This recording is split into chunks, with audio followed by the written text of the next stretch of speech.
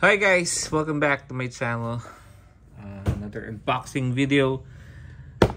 This time laruan naman. Yung nakaraan sapatos. Ayan. So dumating na. Napakatagal natin hinintay ito. Shout out nga pala kay Otaku Emporium. Kay Kuis.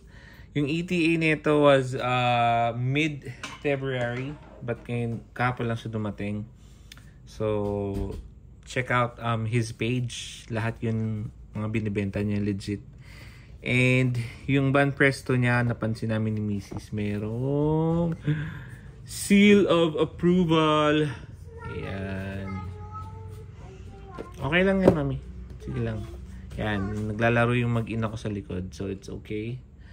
Part yan ng mga natural na proseso sa buhay. Ayan. So ba't natin ito napili? Sobrang epic.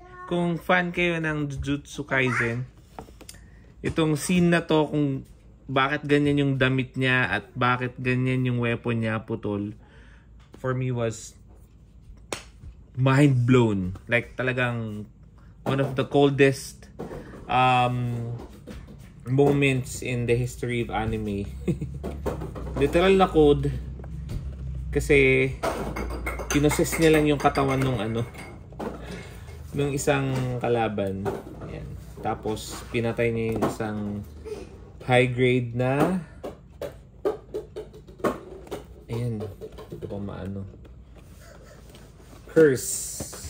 Nakalimutan ko na yung pangalan. Papanoorin ko na lang ulit. Ouch. Yun, nasugat pa ako. Ayan. Yun. So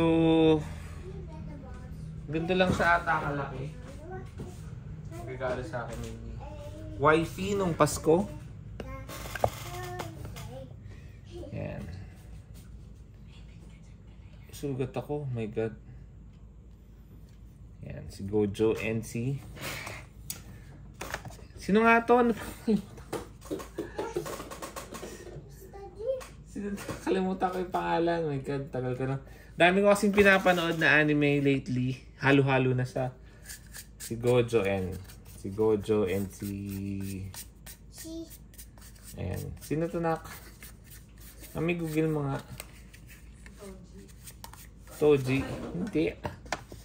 Si Gojo and yung best friend niya, yan.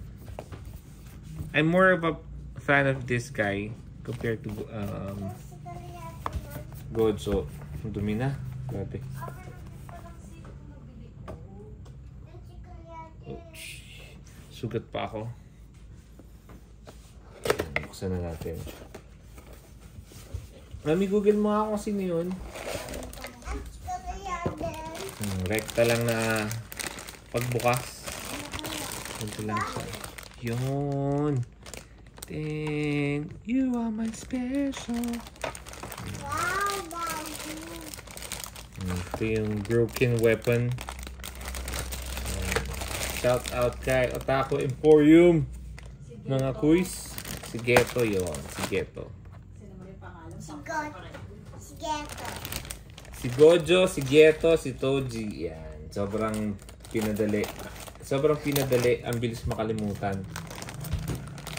Na dapat hindi.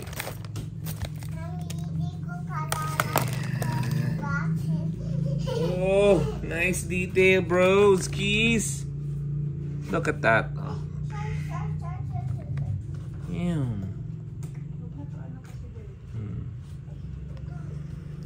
Wala siyang mga paint smudge. Yun lang naman usually nako-comment ko sa mga Ban Presto figures. Ayan.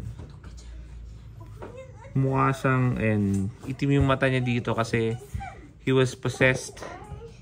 He possessed another body. Ayan. Tapos yung weapon niya, ito yung katawan niya. Kabit na natin.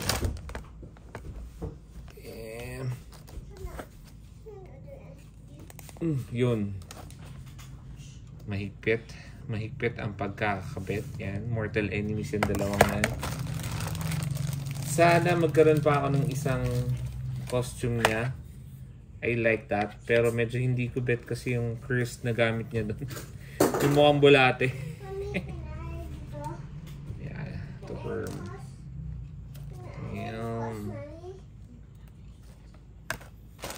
And yung weapon.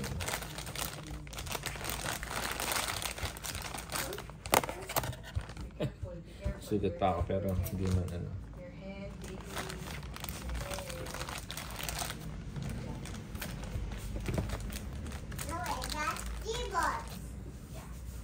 Yun o, yung detail ng weapon niya. Nakalimutan ko na yung pangalan, i-search nyo na lang.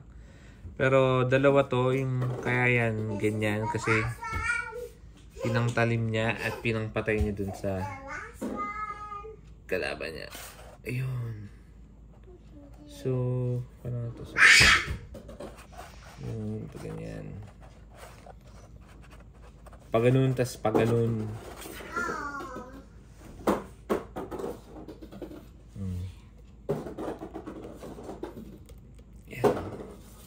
Medyo ano siya, mahigpit kasi legit na urig. Yan! Oh, diba? Napakabilis lang. Napakabilis na unboxing. Maliit lang siya kasi nakayuko. Yan.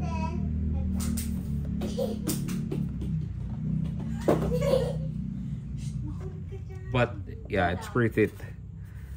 So, Toji wearing the basic shirt possessed another guy and yun, pinatay niya yung high grade na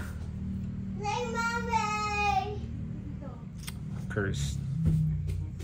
So yeah, sulit to for me.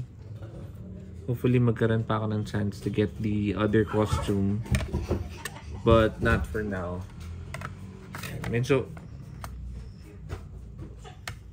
awkward lang yung parang sobrang kuba niya pero ayos lang. Yeah, it's a minimalist figure of Toji. Actually, lahat naman ng costume nila minimalist kasi para silang mga nasa school lang. Yeah.